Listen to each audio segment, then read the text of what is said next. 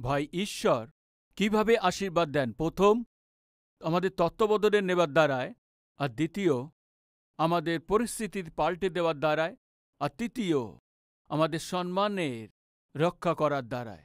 আমরা প্রথম বিষয়কে এই সময় শিখব। আসুন, রুথের পুস্তক 2 অধ্যায়ে পড়ছি। আমাদের তত্ত্বাবধানের দ্বারাতে ঈশ্বর আমাদের আশীর্বাদ দেন। 14 পদে, পরে ভোজনের সময়ে বোয়াস তাহাকে কহিলেন, তুমি এই স্থানে আসিয়া রুটি ভোজন করো এবং তোমার রুটি খণ্ড শিখরায় ডুবিয়া লও। তখন সে ছেদকদের পাশে বসিলেন, তাহারা তাহাকে ভাজা শস্য দিলেন, তাহাতে সে ভোজন করিয়া তৃপ্ত হইল এবং কিছু অবশিষ্ট রাখিল। ভাই, আমরা রুথের জীবনেতে এক গুণবতী স্ত্রীর জীবনে যেটা থাকে, গুণকে দেখতে পাই, আর আত্মিক যে স্ত্রী আছে তার গুণকেও দেখতে পাই। এ এক পরজাতীয় স্ত্রীর মধ্যে দেখাই আশ্চর্য বিষয় আছে। নাওমি বারবার বলেছেন, তুমি তোমার দেশেতে গিয়ে সুখে শান্তিতে থাকো বললেই, ভাই রুথ সুখ আর আনন্দ না চেয়ে বহুমূল্য ব্যক্তিত্বকে সে চেয়েছেন।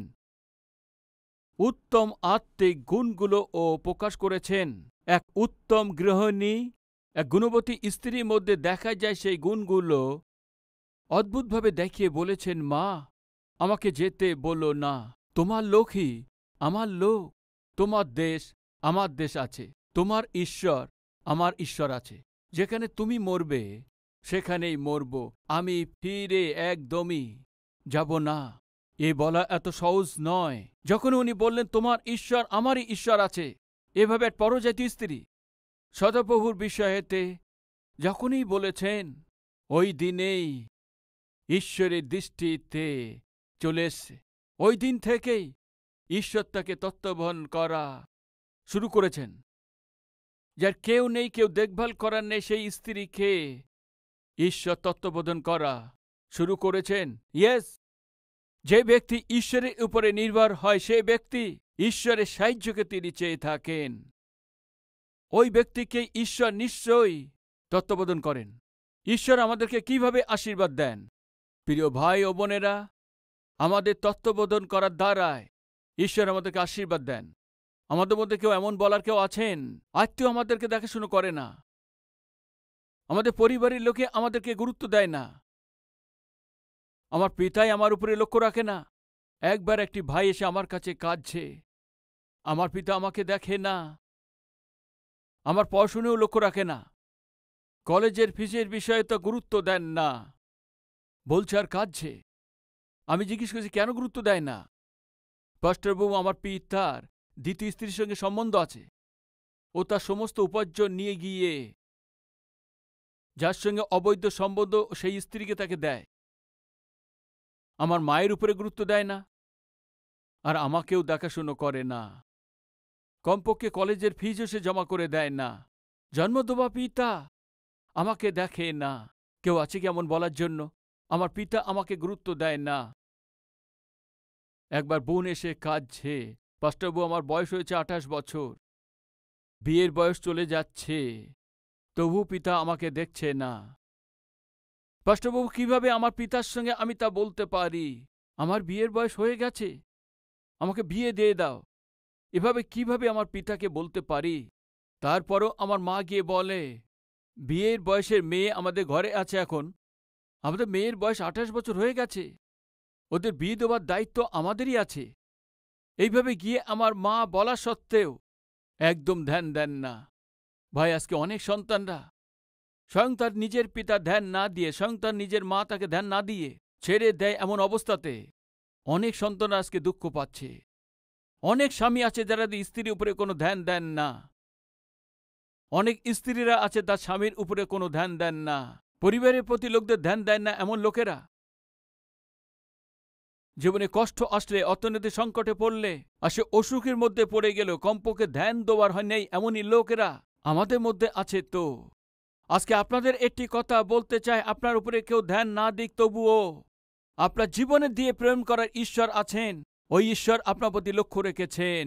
এই সত্যকে আপনি ভুলবেন না। ভাই, এক যুবক তার নিজের পরিবারের লোকদের সঙ্গে ঘৃণা করেছেন। ও সে নিজের ভাই তাকে বিক্রি করে দিয়েছে, তার পিতার থেকে দূরে সরিয়ে দিয়েছে, ওকে বিদেশেতে নিয়ে চলে গেছে। এক ঘরেতে গোলাম রূপে প্রবেশ করেছেন। ওকে লক্ষ্য রাখার মতো কেউই ছিল না, ওকে সাহায্য করার মতো কেউই ছিল না, ওকে দেখভাল করার মতো কেউই ছিল না। এমন সময়েতে ওর এই কাজকে যখন ও পরিশ্রম করে করছিলেন, বিপদ চলে এসছে, পরীক্ষা এসছে। পাপ আমি করব না এই বলার যে প্রতিফলেতে ওর উপরে মিথ্যে দোষারোপ করে জেলখানাতে তাকে জেলখানা দেওয়া হয়েছিল। আজকে আমাদের মধ্যে আছেন বলার জন্য, আমার লোকে আমার সঙ্গে অন্যায় করেছেন, আমার ভাই বোনে আমাকে একা করে দিয়েছেন, যে জায়গা জমিতে আমি অংশ পাওয়ার দরকার ছিল আমারই লোক তা পেতে দেননি, আমার সাথে অন্যায় করেছেন। এক বোনের স্বামী মারা গিয়েছিল, তার 3টে বাচ্চা ছিল। ও বোন এসে কাঁদছে, পাস্টার বাবু, আমার স্বামীর মৃত্যু দুর্ঘটনাতে হঠাৎই হয়ে গেছে, আর আমার কেউ দেখার নেই। আমি যে ঘরেতে আছি সে আমার স্বামীর আছে। আমার স্বামীর মৃত্যুর পরে আমার শ্বশুরবাড়ির লোকেরা ওই ঘর থেকে আমার বাইরে বের করে দেওয়ার চেষ্টা করছে, আমাকে একদম নিরুৎসাহ করে দিয়েছে। আমার স্বামীর অংশের সম্পত্তি থেকেও আমার দেওর, আমার ননদ, আমার শ্বশুরবাড়ির লোকেরা ছিনিয়ে নিতে চাইছে। কত দুষ্টতা আছে ভাই! একদিকে ও স্বামীকে হারিয়ে ও বোন কাঁদছে, আর অন্যদিকে পিতাকে হারিয়ে যদি সন্তানরা কাঁদে তো ওদের সেই অংশের সম্পত্তিকেও ছিনিয়ে নিতে চাইছে। এ কত দুষ্টতা আছে, এ কত মন্দ বিষয় আছে। যাকে লক্ষ্য রাখার দরকার, যাকে সাহায্য করা দরকার, যাকে হেল্প করার দরকার ছিল, যারা প্রেম দেখানোর দরকার ছিল, এরাই লড়াই ঝগড়া করছে, অন্যায় করছে।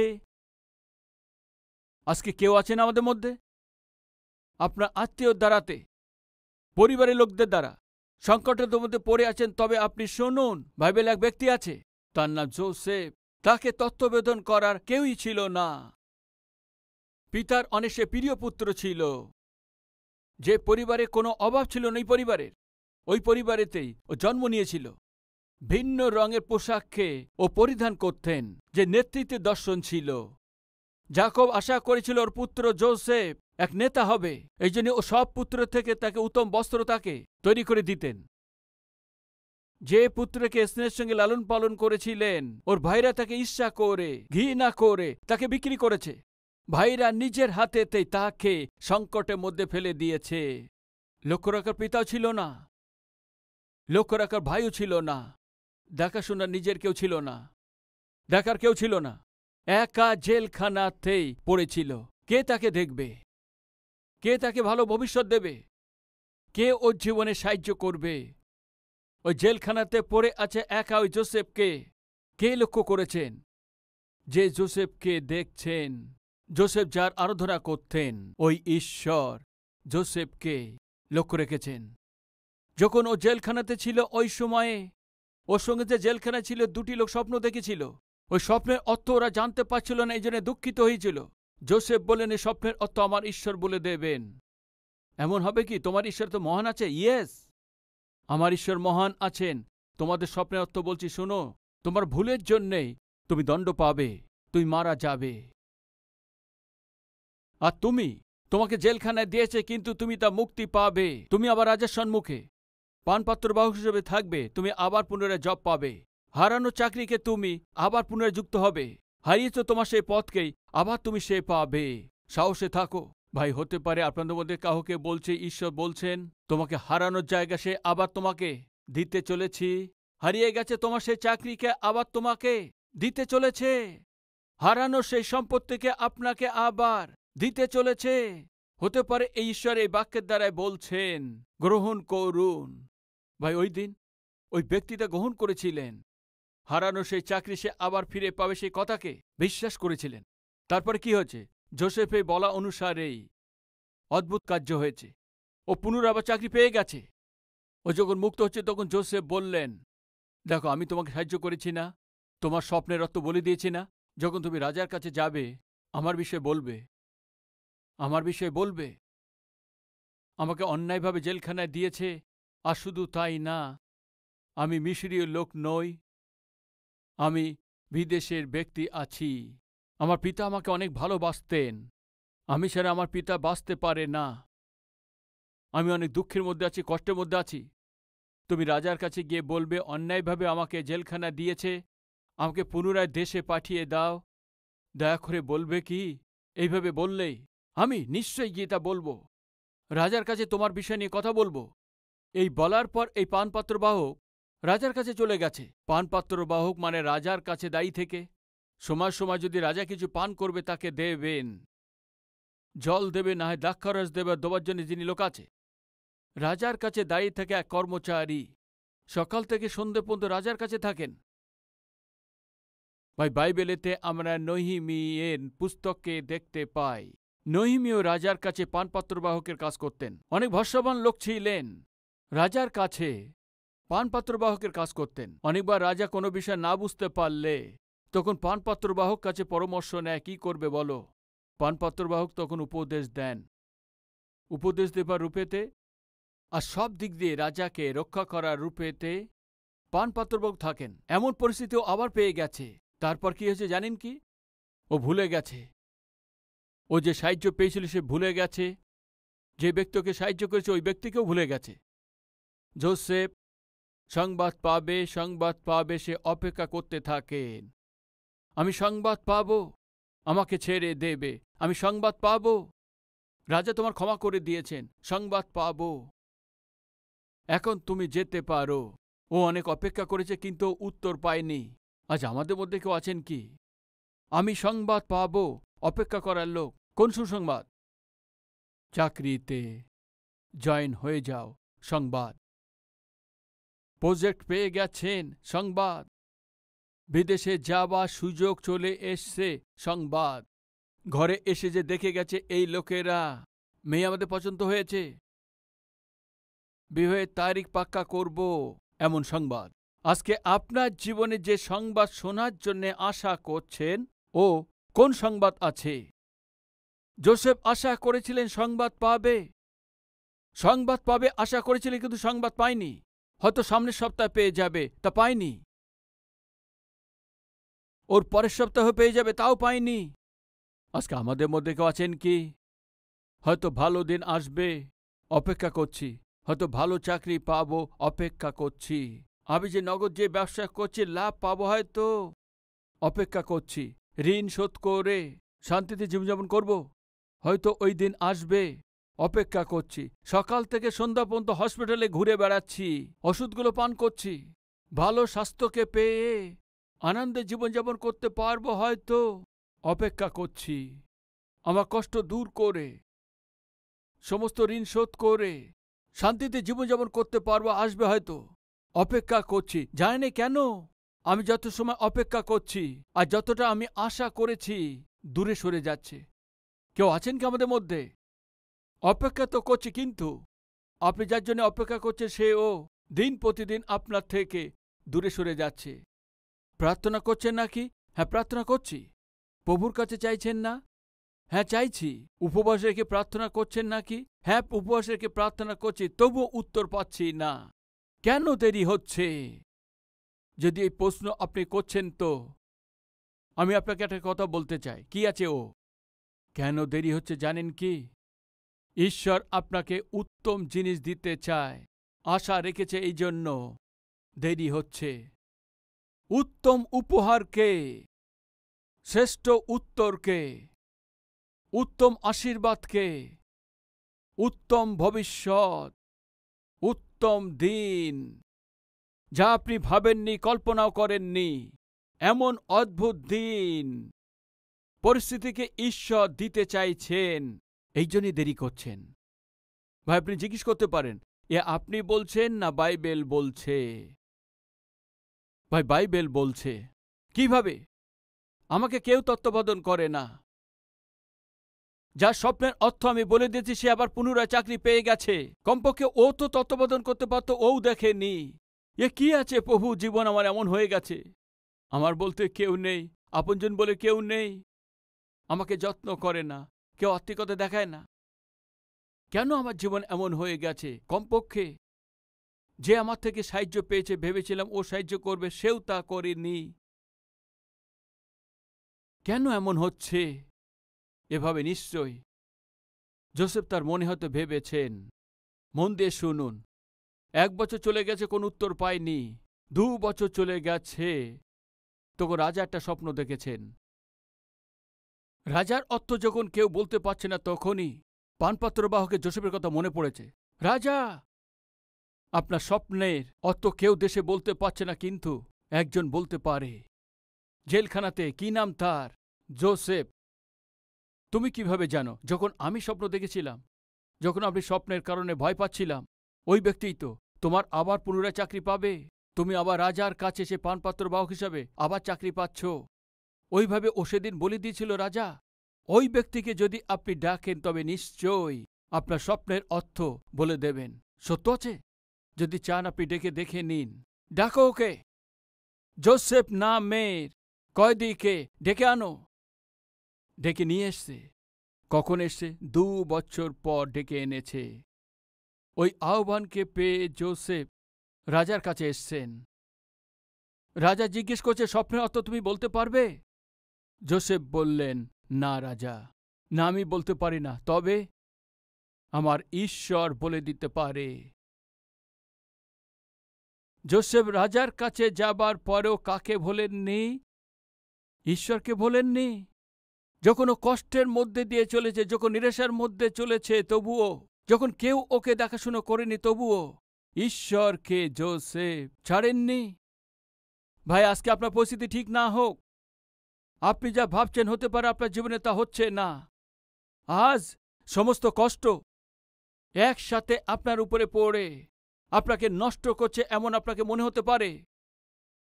আপনার থেকে শান্তি, আনন্দ দূর হয়ে গেছে। প্রিয় ভাই ও বোনেরা, এমন পরিস্থিতির মধ্যে যোসেফ একবার চলেছিলেন। তবুও ঈশ্বরকে ভুলে যাননি, তবু ঈশ্বরকে ছেড়ে দেননি, তবুও ঈশ্বরের প্রতি তার বিশ্বাসকে ছেড়ে দেননি। কেউ আমাকে লক্ষ্য রাখুক নাই রাখুক, আমার ঈশ্বর নিশ্চয়ই আমাকে তত্ত্বাবধান নেবে, এমন বিশ্বাস করেছিলেন। তারপর কি হয়েছে? ঈশ্বর তত্ত্বাবধান করেছেন। কখন? 2 বছর পরে। তবে আপনি বলতে পারেন, এত দেরি করে কেন তত্ত্বাবধান করেছে? একটু আগেই তো করতে পারতেন না? বলছি তা শুনুন। যোসেফ প্রার্থনা করলে তত্ত্বাবধান নিলে ভালো হতো। বলছি শুনুন, প্রার্থনা করতে উত্তর পাওয়া ভালো হতো না? তার উত্তর বলছি শুনুন। ভাই, পানপাত্রবাহক রাজার কাছে চলে গেছেন। রাজাকে দাক্ষারস দিচ্ছে, আর রাজা আপনাকে কিছু বলতে চায়। কি বলবে? জেলখানাতে যোসেফ আছে। কে আছে ও? ও আমাদের দেশের নয়, বিদেশে আছে। অন্যায়ভাবে তাকে জেলখানায় রেখে দিয়েছে। কিসের জন্য? যে ভুল ও করেনি, ওর ওপর দোষারোপ করে জেলখানায় রেখে দিয়েছে। আমি ওকে অনেক সময় ধরে দেখেছি। অনেক ভালো ব্যক্তি আছে, নির্দোষ আছে। রাজা, ওকে মুক্ত করে দিন প্লিজ। এভাবে বলেছেন মনে করুন। ঠিক আছে, তুমি বলছো তো। এই বলার পর রাজা একটা চিঠি লিখে দ্রুতই যোসেফ নামে এক যুবক অন্যায়ভাবে জেলখানাতে রাখা আছে, ওকে ছেড়ে দাও, ও আমাদের দেশের নয়, ওকে আবার ওর দেশেতে পাঠিয়ে দেওয়া যায়। এভাবে পরের সপ্তাহে পত্র পেয়ে গেছে। যোসেফ চাইতেই উত্তর পেয়ে গেছে। এখন যোসেফ চাইতেই উত্তর পেয়ে গেছে, আর যোসেফকে ওই চিঠি দেখিয়ে, শুনুন, আর তোমার জেলখানা থাকার প্রয়োজন নেই, তুমি বাইরে আসো, কেননা তুমি এই দেশে নও, এই জন্য তুমি আনন্দের সঙ্গে তোমার দেশে ফিরে যেতে পারো, যাও। এইভাবে বললে যোসেফ কত খুশি হতেন। প্রভু, আপনি কত মহান আছেন। আমি চাইতেই আমি উত্তর পেয়ে গেছি পিতা, আমি আবার ফিরে যাব এখন পিতা। ঠিক আছে যোসেফ, তুমি ফিরে তোমার দেশে চলে যাবে। গিয়ে কি করবে? কি করব কেন জিজ্ঞেস করছেন? ওখানে অনেক ভেড়া পশু আছে না? কি আছে?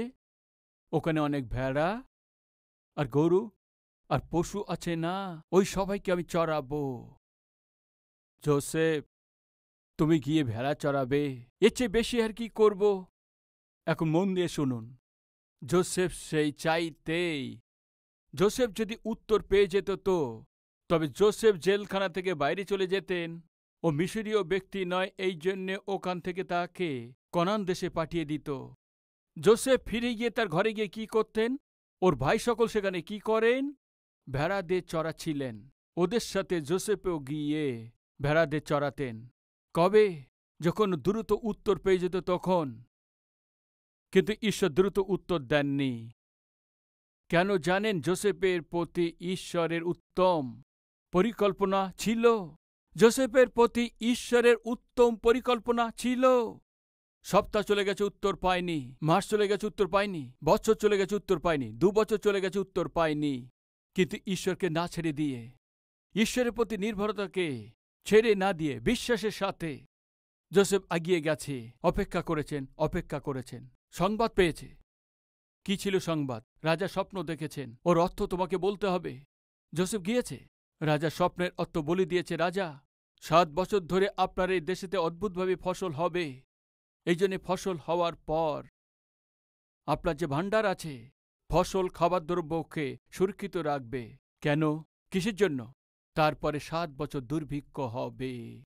ওই দুর্ভিক্ষের সময়ে আমাদের দেশের লোকরা কেউই খাবার দ্রব্য পাবে না। আমাদের আশপাশের লোকজনও খাবার দ্রব্য পাবে না। আপনি যত সাবধানে ফসল হবার পর ফসলকে নষ্ট না করে আপনার ভাণ্ডারেতে ফসলকে যদি সুরক্ষিত রাখেন, ভালো হবে রাজা। ভালো দিন আসছে আর তারপর খারাপ সময় আসছে। ওই খারাপ সময় আপনাকে সুরক্ষিত থাকতে হয়, তো এই ভালো সময় সেই ফসলকে সুরক্ষিত রাখুন রাজা। স্বর্গের ঈশ্বর আপনাকে এই বিষয়টা বলে দিয়েছেন। রাজা আশ্চর্য হয়েছেন। তার দেশের সমস্ত জ্ঞানী লোকদেরকে দেখেছেন। আমাদের দেশেতে আমাদের মতো এমন পুরুষ যে এমন আছে, যার মধ্যে ঈশ্বরের আত্মা আছে, তাকে কি পাবেন? জিজ্ঞেস করেছেন। তখন সবাই মুখ খুলে বলেছে, না, কাউকে পাবেন না। এই জন্য একে আমি আমাদের দেশেতে শাসন করার জন্য প্রধানমন্ত্রী রূপেতে নিযুক্ত করছি। কেউ তত্ত্বাবধান করেননি, কিন্তু তত্ত্বাবধান করার ঈশ্বর নিয়েছেন। যখন সে ভেবেছিল তখন সংশোধন হয়নি, তার সময় মতো তাকে তত্ত্বাবধান নিয়েছেন। আপনি যখন ভাবছেন তখন যদি উত্তর পেতেন, তো আপনি কোনো কর্মচারী স্বরূপই থাকতেন বা হয়ে যেতেন। আপনার সময় মতো আপনি উত্তর পাচ্ছেন না, তো আপনি চাইতেই ঈশ্বর আপনাকে উত্তর দিচ্ছেন না। তো তবে শুনুন, কেন আপনাকে উত্তর দিচ্ছে না জানেন কি? আপনি যা ভেবেছেন, আপনি যা কল্পনা করেছেন, ঈশ্বর ওর চেয়ে উত্তম আশীর্বাদ আপনাকে দিতে চায়। এই জন্য দ্রুত উত্তর দেননি। যোসেফ প্রধানমন্ত্রীর রূপে যখন সিটে বসেছে, হয়তো ভেবে সে হেসেছেন, প্রভু, আমি যখন পানপাত্র বাহকের স্বপ্নের অর্থ বলে দিয়েছি, আর তার পরের সপ্তাহে যদি উত্তর পেয়ে যেতাম, আমি খুশি হয়ে যেতাম। কিন্তু আজকে দিনকে আমি দেখতে পেতাম না। ঈশ্বর এই ভালো করেছে কি, আমার প্রার্থনা উত্তর দেরিতে দিয়েছে। যেমন আপনি চেয়েছেন, যদি সেবে দ্রুতই উত্তর না পেলে তবে চিন্তা করবে না। কেন জানেন? উত্তম জিনিসকে আপনাকে দিতে চাই ঈশ্বর। এই জন্য ঈশ্বর দেরি করছে। এই সত্যকে ভুলবেন না। ঈশ্বর আশীর্বাদ দেবেন কি? ইয়েস। কিভাবে? আপনাকে তত্ত্বাবধান করার পর। ভাই, ওই দিন রুথকে তত্ত্বাবধান করেছেন কিভাবে? বজের দ্বারাতে। সকালে উঠেছে আর ওর একটিও পয়সা তার হাতে ছিল না, আর ক্ষুধাতে ছটফট করছে।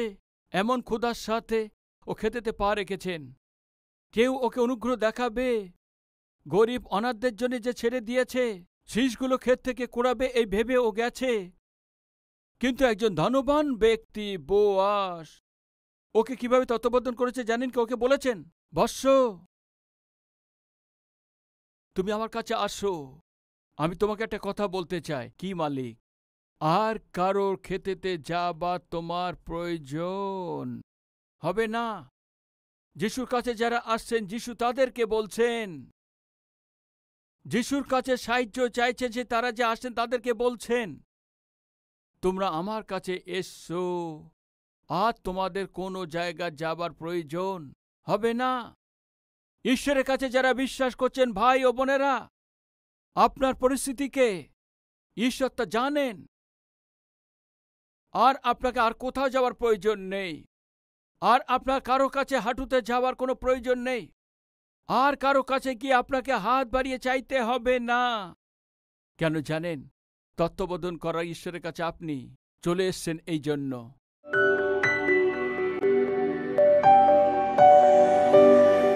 মহান পবিত্র প্রেমিক ঈশ্বর পিতা, অনেক সোজা স্পষ্ট আমাদের সঙ্গে কথা বলার জন্য আপনার ধন্যবাদ। এক ব্যক্তিকে কিভাবে আপনি আশীর্বাদ করেন আজ স্পষ্টভাবে বলে দিয়েছেন। আপনি আমাদেরকে তত্ত্ববোধন করেন প্রার্থনাতে উত্তর পেতে দেরি হওয়া সত্ত্বেও ওর পিছনে আপনার অদ্ভুত পরিকল্পনা আছে।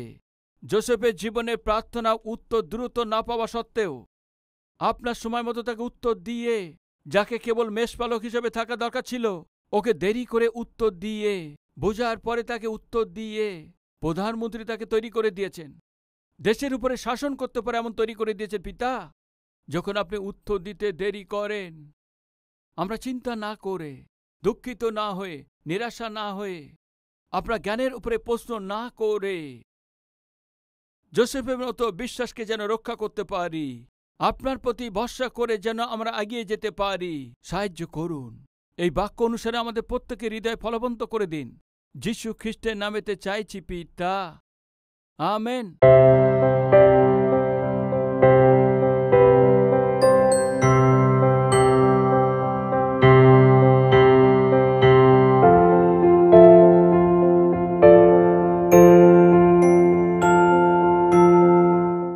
Address Calvary, Post Box number 30, Kukatpalli, Hyderabad 72.